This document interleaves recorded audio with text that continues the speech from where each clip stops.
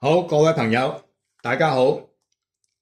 今日咧又翻嚟我哋嘅原來有你嘅命相的故事。咁今日咧，我哋係嚟到第5個故事嘅分享啦。今日咧就我哋暫時就唔討論橫派八字嘅一個理論。咁咧，我哋係輕鬆下嚟睇下一啲風水嘅故事。咁都唔係咩大嘅個案嘅，只係咧分享一下志榮自己嘅一啲經歷啊咁嘅啫，就並唔係咩大嘅個案嚟嘅。咁講到呢個風水嘅文化咧，喺中國嘅文學歷史又好，民生歷史又好，朝代歷史都好啦。其實風水理論咧佔咗中國人嘅歷史同生活同命運咧，都佔咗非常非常重要嘅一個部分嘅。咁當然啦，我哋香港之珠嘅香港，東方之珠嘅香港咧，亦都係有非常之多嘅風水故事咧，係可以係討論或者係分享嘅。譬如話香港有好多嘅一啲名嘅風水穴啦，好多嘅因為風水而發跡嘅故事啦，等等等等啦。咁志榮咧喺香港嘅風水嘅一啲討論或者探討咧，都有少少嘅。話說咧喺八運之初咧，咁我就有一個分享嘅文章，有一個短文咧，就叫做八運之劫嘅。當時亦都係因為一個風水嘅格局問題啦，咁係提出咗一啲要優先去注意或者係想辦法避免一啲重點咧，或者係一啲項目咧，咁樣咧就嚟提出嘅。咁但係有冇人去睇到，咁我就唔知啦。有冇人去關注，咁亦都係唔知啦。有冇人去真正去考慮下？咁啊真係不得而知啦。咁因為我哋係做研究嘅，做呢個運程嘅一個討論安排嘅。咁如果你唔去執行嘅話，咁一切都係零咯，係咪？咁呢個短文咧就叫做八運之劫啦。咁咧就喺呢個網上嘅風水雜誌嗰度咧係發表嘅。咁如果係大家係或者得閒冇事嘅，咁喺Google 啊、Yahoo 啊、百度啊、YouTube 啊咁樣咧，去搜尋下咧志榮居士咁樣咧，或者都可以揾到翻出嚟都未定嘅。有啲文章仲係喺網絡上邊係傳流緊嘅咁樣咯。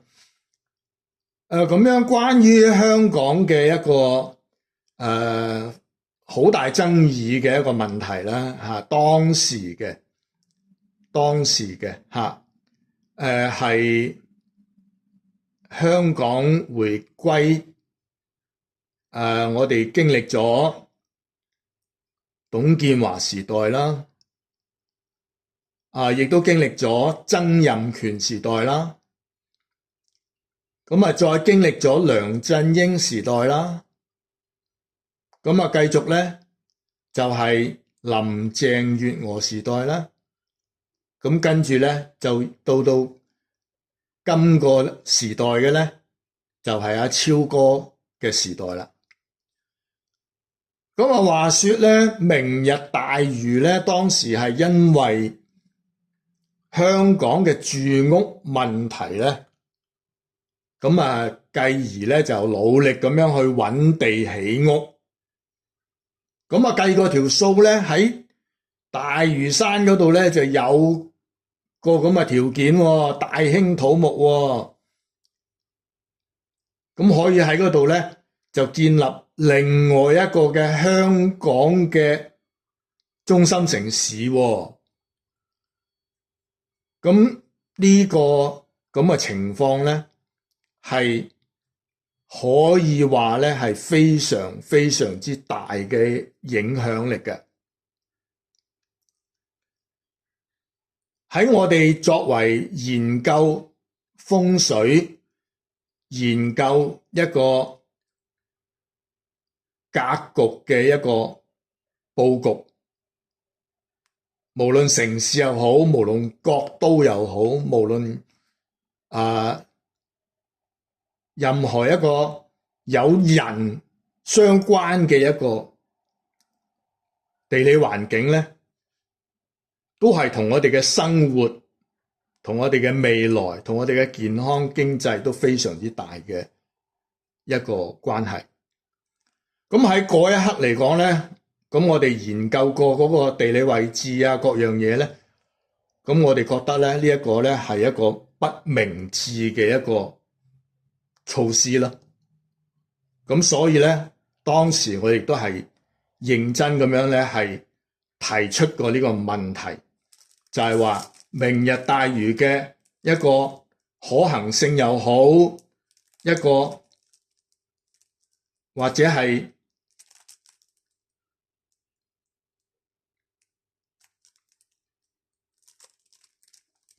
一個經濟利益又好，咁其實咧都係存在一個問題咧。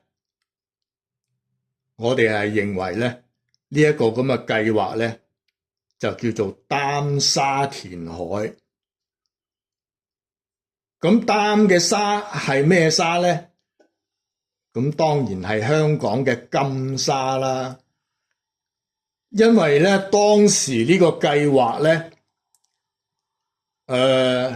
講緊係1萬億或者係15000億。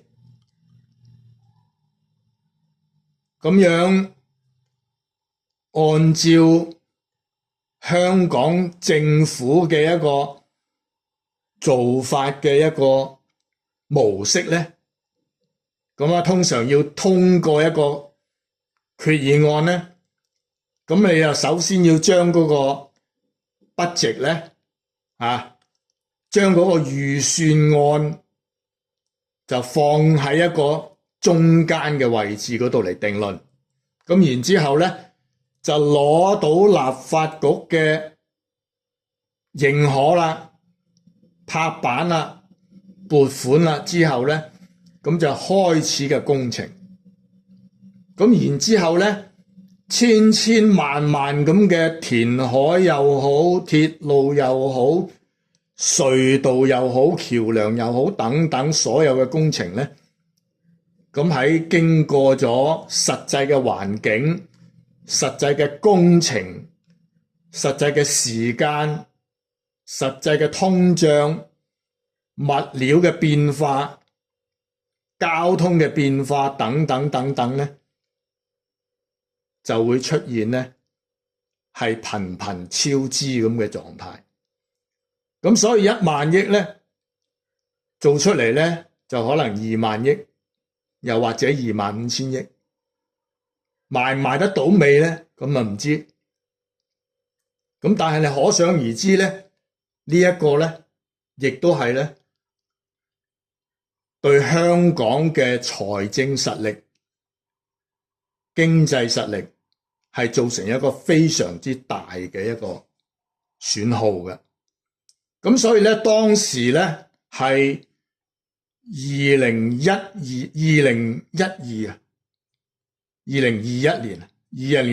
年嘅時間，咁我哋咧係提出咗呢個即係話對明日大嶼嗰個睇法咧係有一啲唔同嘅觀點同角度去分析嘅。咁喺當時咧，我係提出咗3個方向嘅。咁關於填海咧，第一個方案咧就係我哋係發覺到咧係由馬鞍山馬料水至到咧大埔工業區，一路去到咧係汀角灣，甚至乎裏邊嘅一個船灣淡水湖一個位置咧，呢一啲咁嘅地方咧都係非常之淺嘅一個海岸或者係海灘嚟嘅。咁而且佢咧係接近咗城市嘅道路交通網絡嘅，所以假如如果你係需要到填海嘅時間咧，嗰個工程嘅一個成本咧係起碼低咗4至6成。咁當然啦，呢個係純粹我哋係站在立法局以外嘅角度去講嘢啊嘛，係咪啊？咁所以大家會知道嘅時間咧，馬鞍山、馬料水、船灣咧係組成一個鐵三角嘅一個交通要道咧，係非常之比較容易啦，唔可以講非常容易啦，係比較容易啦，係嘛？咁所以咧就會做出大量嘅可以使用嘅土地面積。好啦，咁第二個方案咧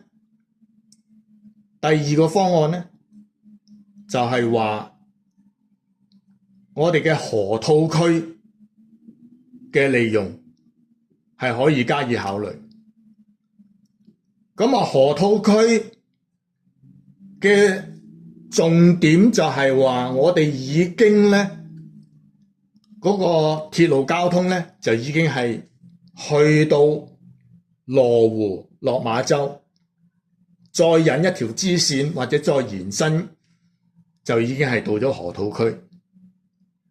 咁呢個咧河套區嘅造地嘅成本咧，亦都相對地咧係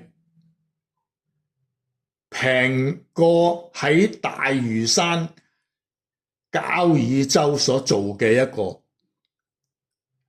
填海嘅一個成本嘅，因為你計算一下，單係道路工程、天橋嘅接駁工程、環道工程、隧道工程，呢一度已經係一筆咧係天文數字嘅一個開銷，所以河套區嘅成本咧係遠遠亦都係低於明日大嶼嘅一個開銷。好啦，第三個重點咧，我哋就提出咗一個新政府總部嘅一個考慮，因為從觀點角度，當然係我哋自己或者係風水嘅觀點角度啦。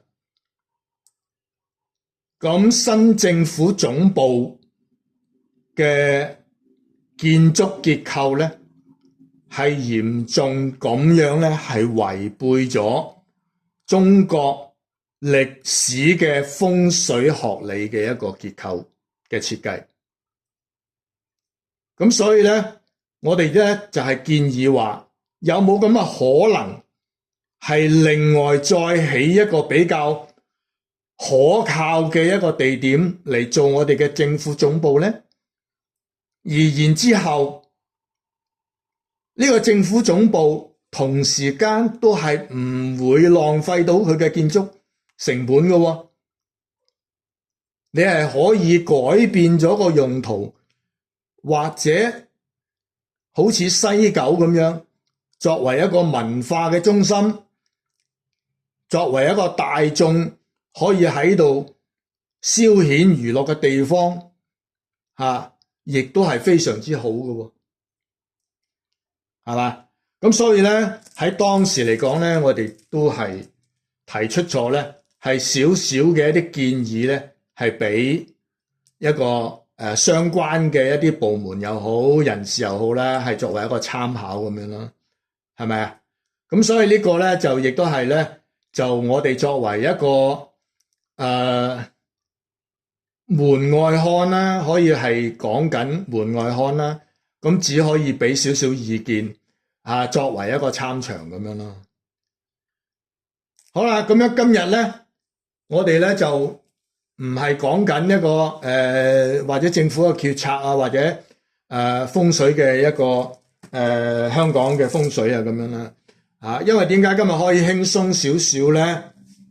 咁因為最近由於嗰個國際嘅形勢嘅變化，咁香港咧就亦都係飲到少少滋補嘅雞湯喎。咁經濟嚟講咧就少少有所恢復啦。咁呢個咧係一個非常之難得嘅一個情況啦。咁所以我哋喺呢一度咧，亦都可以輕鬆地咧分享一個志榮嘅一個風水嘅一個故事。咁然之後咧，咁我哋就下一個回合咧，咁我哋再討論一個盲派八字嘅理論啦。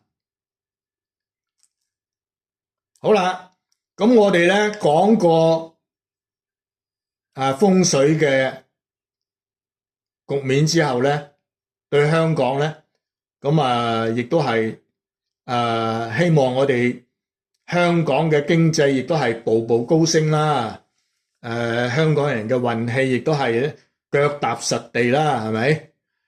好啦，咁樣咧就今日咧，我哋咧就係輕鬆啲，咁咧就分享一個咧係志榮自己嘅一個經歷嘅一個風水嘅故事啦，咁樣。咁話說咧就係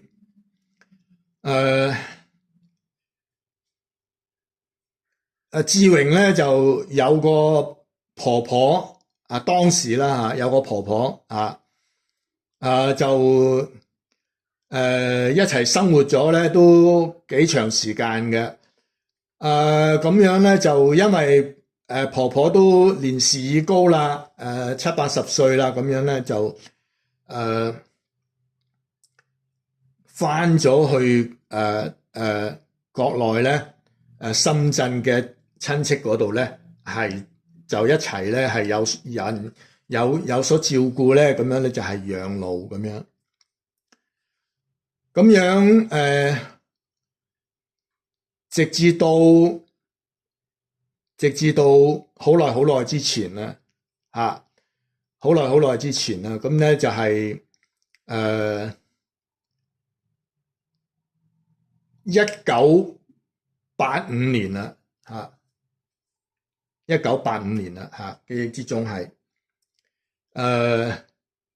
85年係乙丑年84年咧係甲子年咁樣咧就因為咧婆婆嘅年事都已高啦，咁樣咧就身體咧係漸漸咧就係損耗啦，咁樣咧就都係需要咧就係醫院嘅深切治療咁樣。咁喺嗰段時間咧，就醫生就係要求我哋咧，咁就係早少少去準備下老人家嘅一個後事啦，咁樣。咁樣咧，1985年咧，當時我志榮咧就係大概係20幾歲咁上緊嘅。咁啱啱出嚟社會做嘢嘅時間唔長嘅。當時亦都係因為做嘢亦都唔係話好順利啦。咁無論係職位好，無論係做小生意好，都係冇咁成功。咁嗰陣時咧就係經濟都幾掹緊咁樣。咁咧就喺香港嘅一間公司咧就叫做港深投資有限公司，好似係嚇。咁咧佢喺大鵬灣咧就開拓咗一個咧係港澳人士、港澳台人士咧就可以土葬嘅一個墓園咯。咁嗰段時間佢係記憶之中，佢係84年開拓嘅。咁我哋上去佢公司去查詢嘅時間咧，已經係85年啦。咁佢係大概叫做第1、2期嘅開拓咯。咁樣以當時智榮嘅經濟環境咧，係唔許可咧係有一個金錢咧去請一個或者風水師啊或者師傅啊咁樣咧去幫阿婆婆咧去做呢個事情。咁啊唯有咧就係依據自己嘅知識，咁咧去幫婆婆咧係做好呢件事啦。咁樣約咗時間要去大鵬灣去選擇墓穴嘅時間咧，咁啊智榮咧就準備好晒工具又好，各樣都好啦。咁啊嗰晚咧，咁啊就徹夜難眠啦。咁啊懵懵鬆鬆，咁啊瞌着咗之後咧，就好清晰地咧，就有一個夢境咧係出現咗。個夢境咧就係我哋喺山間上邊行走嘅時間咧，就揾到一個有泉水嘅地方喎，有水流嘅地方喎。咁然之後咧，我哋就喺嗰度咧，咁啊就喺度觀察逗留去計算啦。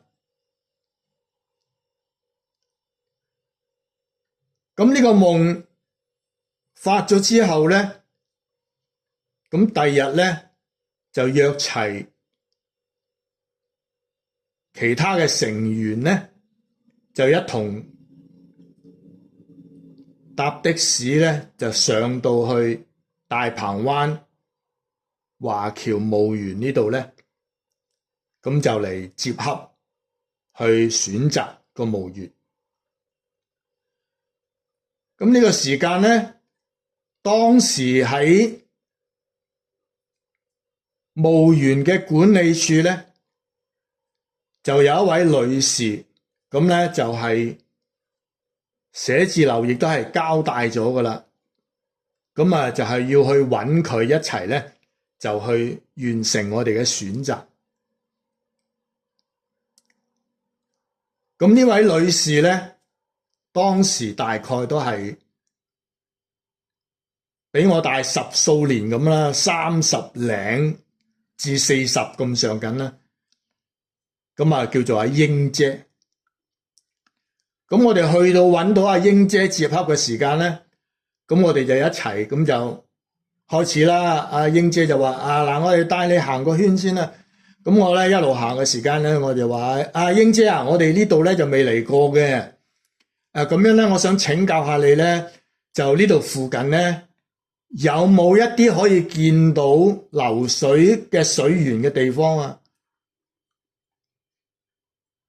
咁因為我點解咁樣問呢？因為喺風水嘅理論上邊嚟講呢，有一句好簡單嘅口訣呢，就概括咗風水嘅一個重點。呢個重點呢，佢係點講嘅呢？佢就話入山就尋水口，登月就看明堂。咁啊嗱，呢個呢就係話我哋去尋找風水，唔好講追龍去揾月啦。咁起碼嚟講呢，你揾一個吉地，或者揾一個發富嘅地，或者揾一個安詳嘅地呢，基本嘅條件呢，就有一個概括定論啦。點知啊英姐呢，聽到我咁樣嘅要求呢，佢話：咦，真係有喎！嗱，我陣間帶你去睇睇啊！咁我哋呢，一行人呢，就慢慢咁樣沿住嗰個山邊嘅路呢，就行咗過去。嗰度係應該係叫做唔知第一二期啦咁樣。咁樣呢，我哋再去到嘅時間呢，咁我哋呢，就嚟到呢一個有流水嘅地方喎，睇一睇有冇合適嘅位置喎。我一望見呢個情況，真係奇怪，竟然呢係同我夢中嘅情景呢係凹凹陷地呢不謀而合喎。呢個呢就係其中嘅一個奇趣之處啦。咁呢，當時呢個位置呢，當然就冇咁密麻麻嘅一個墓穴嘅造作啦。我哋行到去嘅時間呢，都係寥寥無幾嘅一個情況。咁所以我哋企喺嗰個位置，而再回望左右嘅結構，咁都可以接受喎。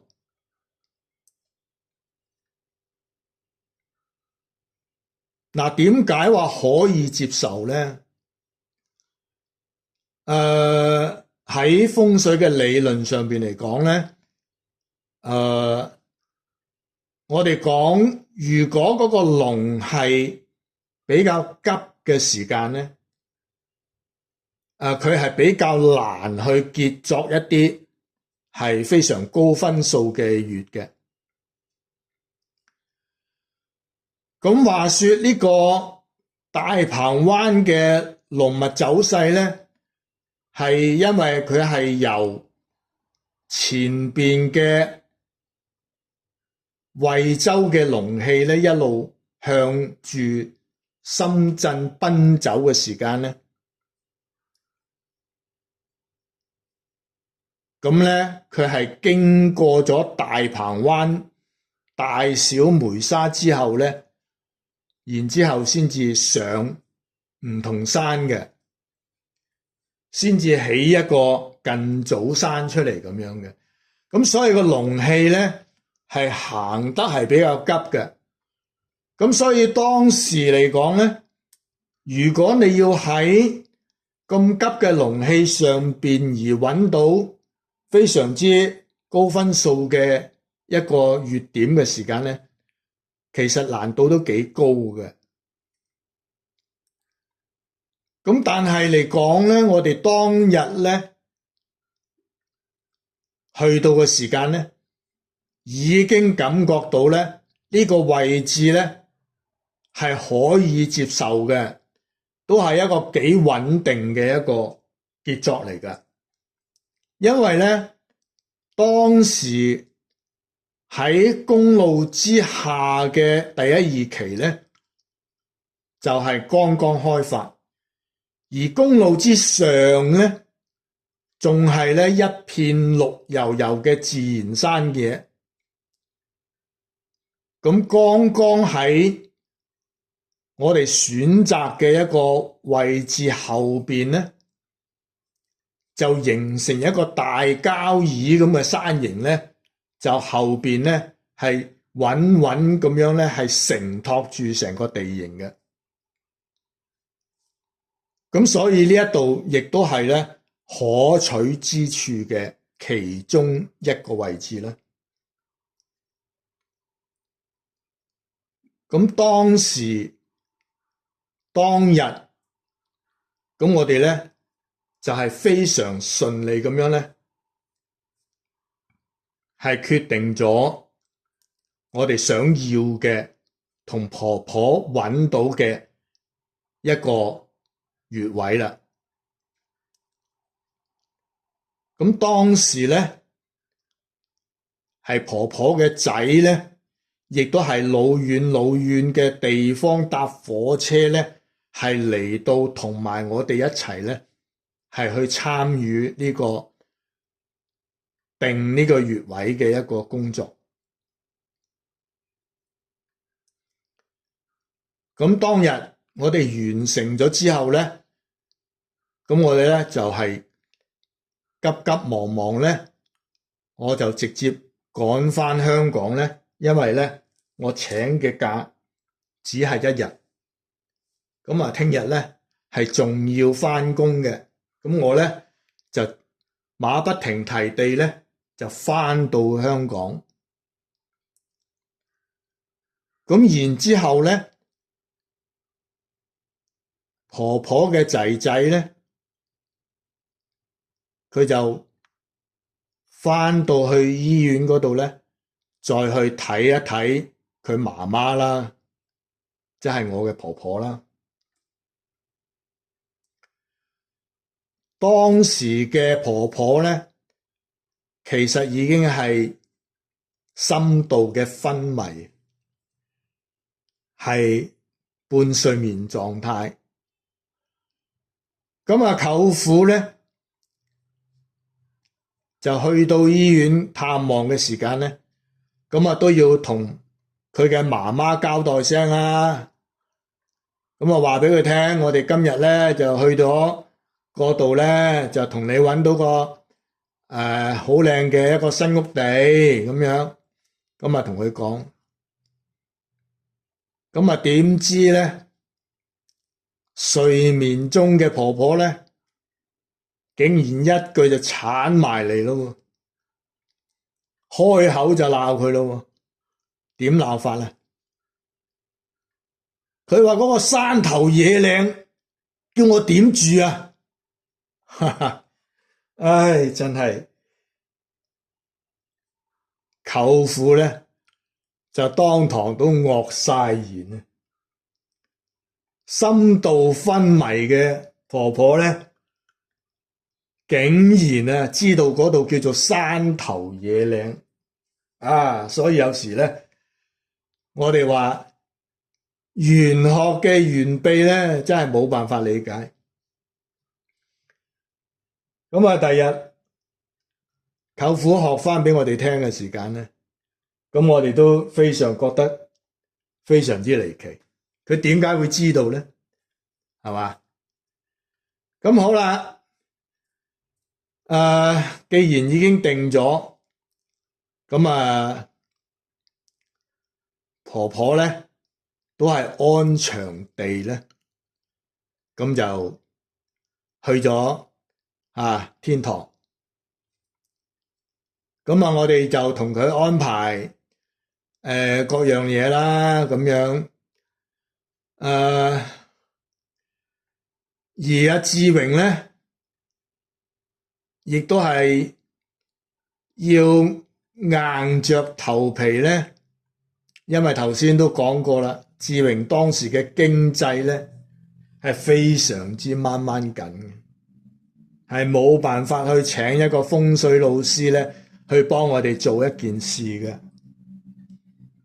咁啊，結果志榮只好咧，就在自己嘅認識同認知之下咧，去同婆婆做完呢件事啦。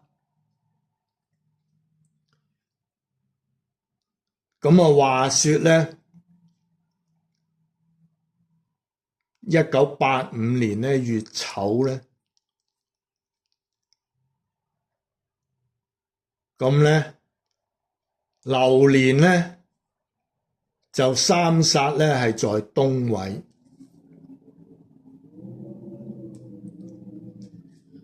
咁樣我哋選擇嘅嗰個位置咧，剛剛就係坐右向卯嘅一個位置。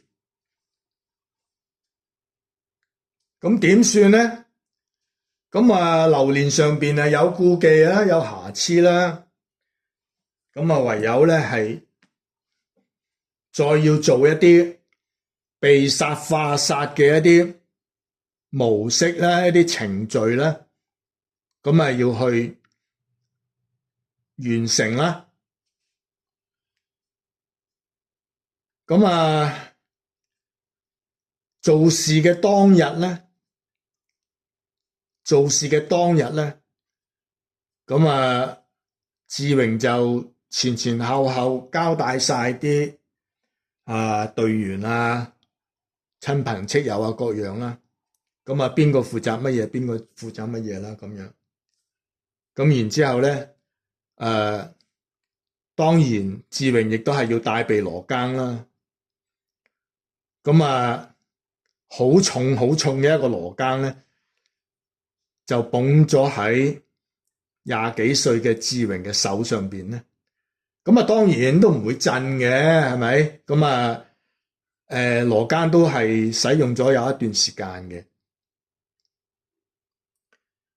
咁啊，記得做事嗰一日咧，墓園嘅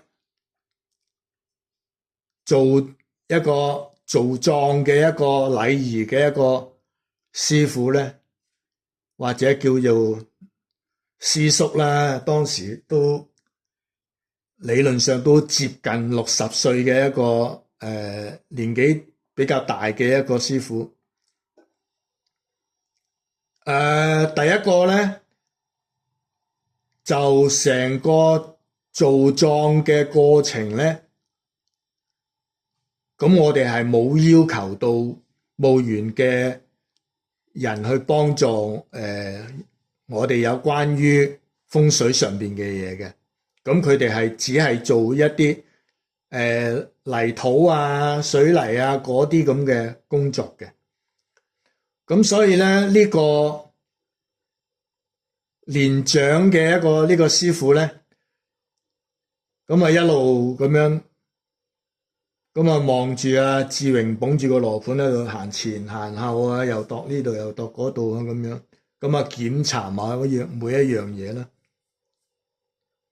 咁啊到做咗完事啦。咁佢竟然咧走過埋嚟問我：阿師傅，你再度一下，睇下咁樣得唔得？唔得咧，我哋再同你調整。佢咁樣一開口咧，阿志榮都突然間都愕咗然，因為佢同我嘅年紀相差太大，而佢理論上應該先係師傅。咁但係咧，佢都好尊重咁樣咧，叫咗一聲志榮叫師傅，你去再檢查一次。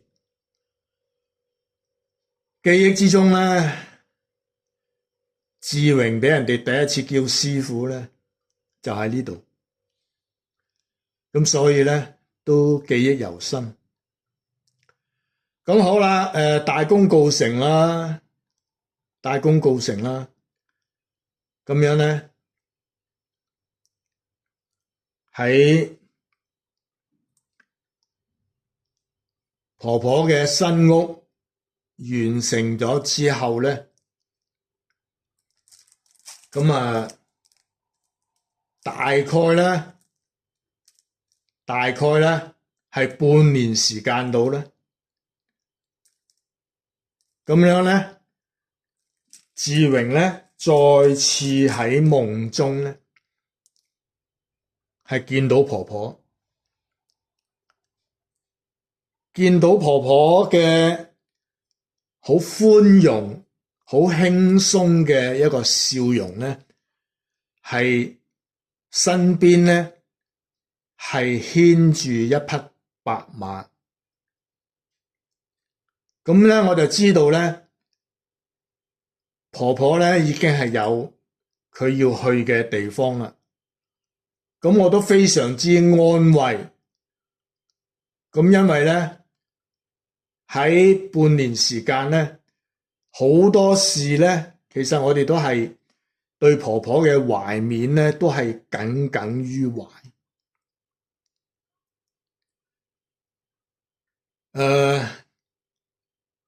婆婆嘅出身咧，理論上咧係一個大家閨秀嚟，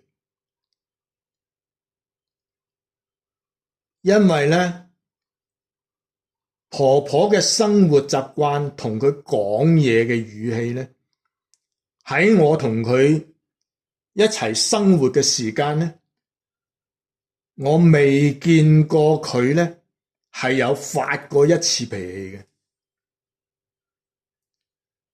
佢講嘢咧係有情有序，有文有路，咁樣咧，成日佢嘅口頭禪咧，佢將自己嘅諗法咧，佢就形容會話啊，我心裏頭話，我心裏頭話，咁就係佢講緊表達佢自己心中嘅一啲意思。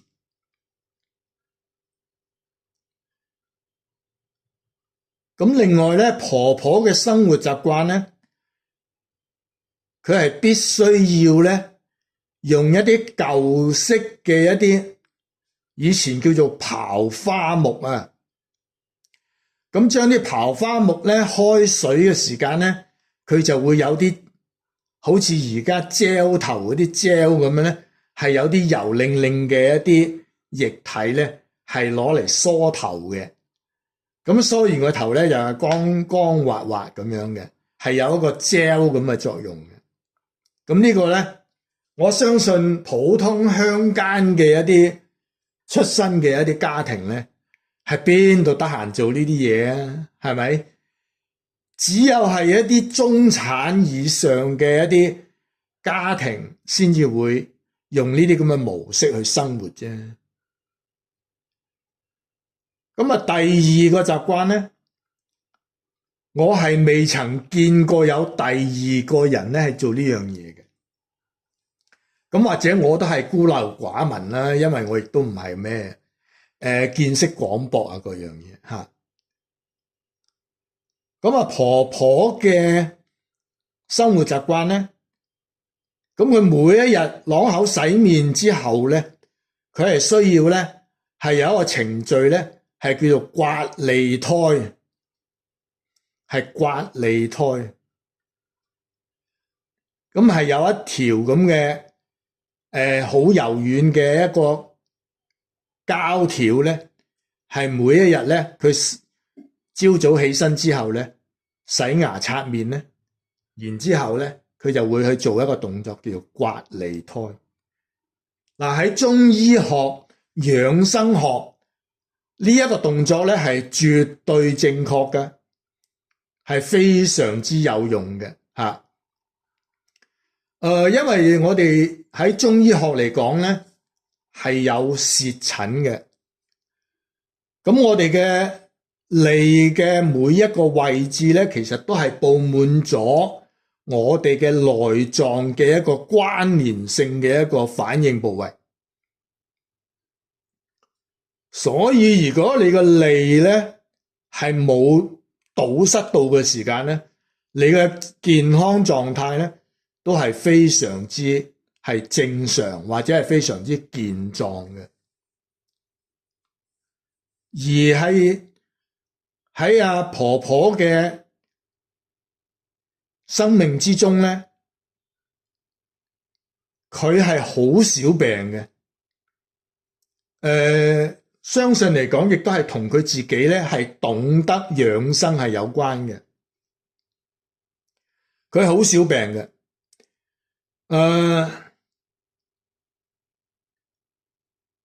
有一樣嘢咧，佢每一日咧都飲酒，飲少少，大概咧係2兩咁樣。咁佢飲嘅酒咧係指定一樣嘅啫，就係5加皮啊。咁所以你話一個鄉間嘅一個女士，邊度有呢啲咁嘅心思，或者邊度有啲咁嘅情趣去生活，係可以咧，係每一日咧都要飲少少酒，仲係5加皮。咁仲有咧，佢嘅習慣咧，佢係會食煙嘅。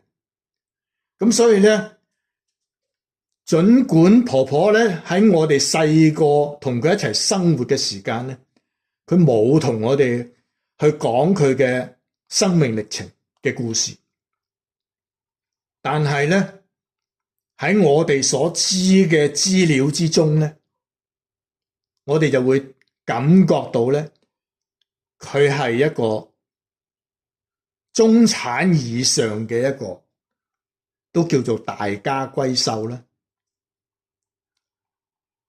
因為咧佢有幾個姊妹嘅，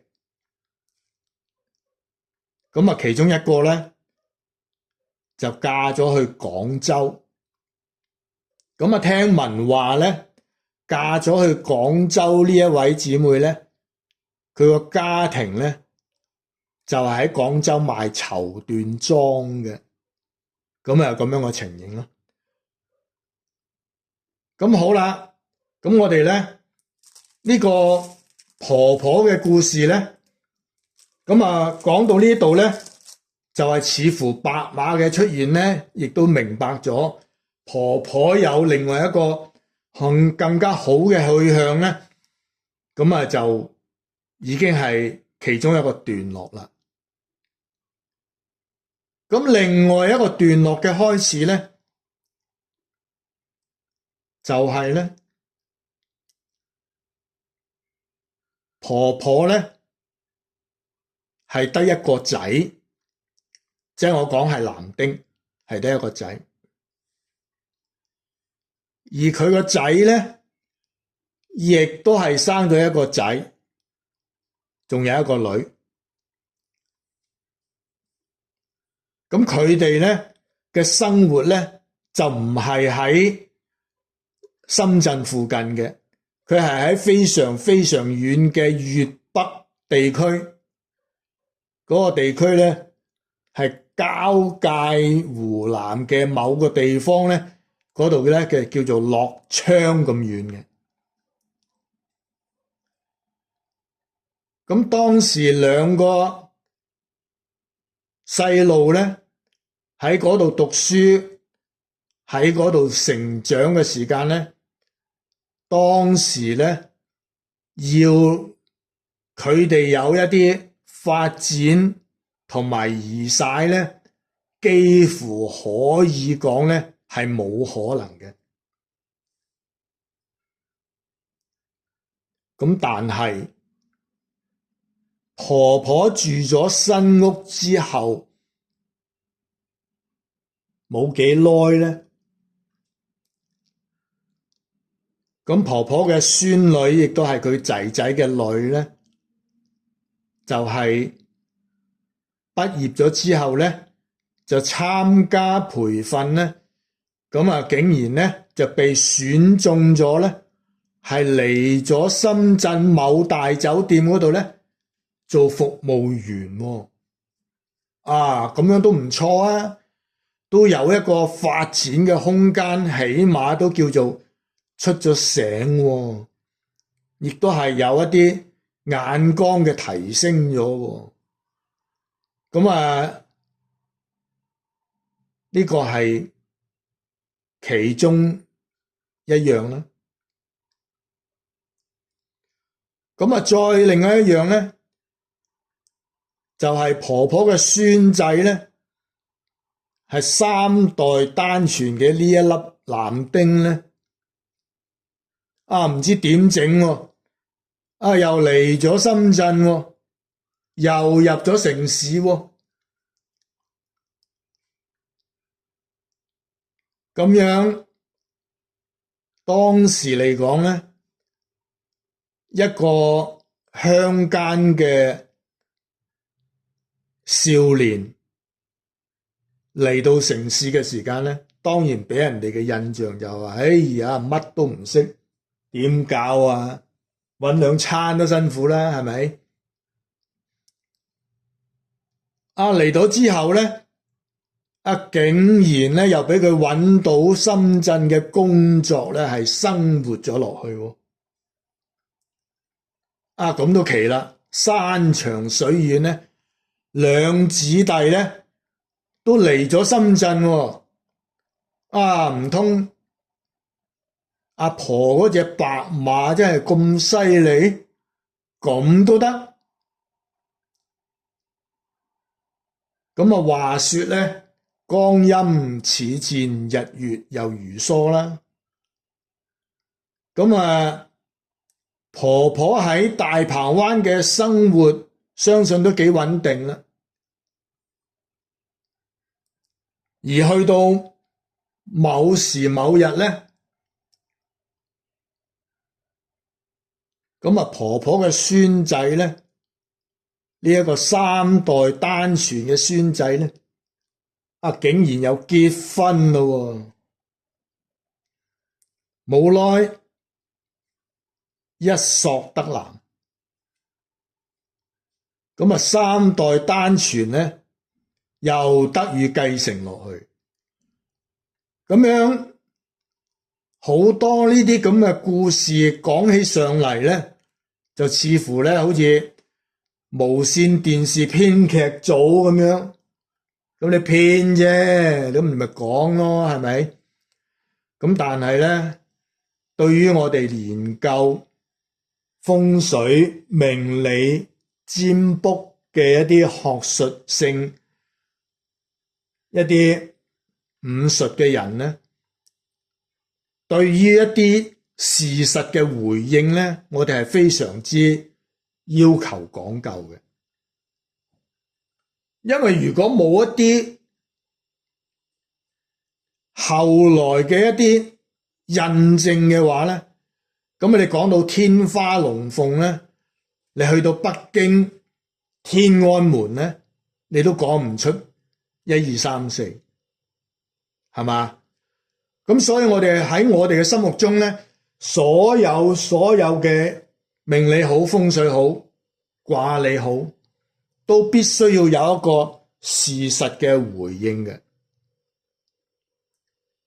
講到呢一刻咧，另外一個畫面咧又出現咗啦。呢個畫面係乜嘢咧？話說咧，嚟到深圳做服務員嘅一個孫女咧，唔知點樣咧，竟然又識咗一個香港嘅男朋友，冇耐咧就結婚啦。結完婚之後咧，大概係2、3年咧，就已經申請到咧落嚟香港咧係家庭團聚。咁呢一個咧就係婆婆喺大鵬灣嘅故事。雖然啦，呢一個亦都唔係話咩嘢好顯赫嘅個案，只係一個平民百姓嘅一個生活嘅一個程序嘅一個表達。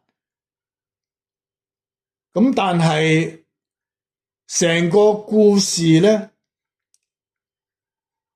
由婆婆嘅生命歷程到佢嘅人生嘅一個完成咧，到係我哋參與咗佢某一段路程，然之後咧，我哋係見到一啲回應嘅時間咧，咁我哋都係會好欣慰地咧，係見到婆婆同一隻白馬一齊咧，就去到另外一個生活環境嗰度咧，咁我哋都係非常之欣慰嘅。咁所以咧，我哋講緊所有呢一啲嘢，都係志榮從一啲基本嘅一啲原則性嘅一啲風水嘅學理咧，去完成婆婆嘅其中一段嘅一個歷程，就係咧大鵬灣華僑墓園嘅一個故事。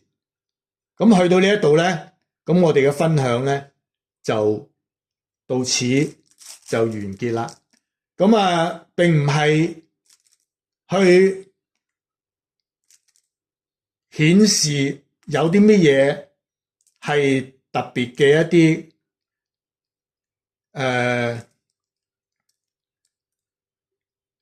要求，或者係我係最緊要係強調一樣嘢咧，中國嘅一個學理，一個術數嘅學理咧，係博大精深。咁樣咧，窮一生嘅一個學習同研究咧，都未必可以咧係完全掌握。咁所以咧，我哋不斷咁樣去提倡，希望咧喺我哋身邊嘅朋友好、同業好，繼續咧去努力支持我哋嘅文化傳承，係中華文化嘅傳承。咁所以咧喺呢一度咧，咁我哋就多謝大家嘅參與，多謝大家嘅同心同力嘅去推廣香港嘅粵語頻道嘅玄來有理命相的故事，盲派八字嘅研究。好啦，喺呢度咧就亦都係同大家講下回分解啦。多謝大家，拜拜。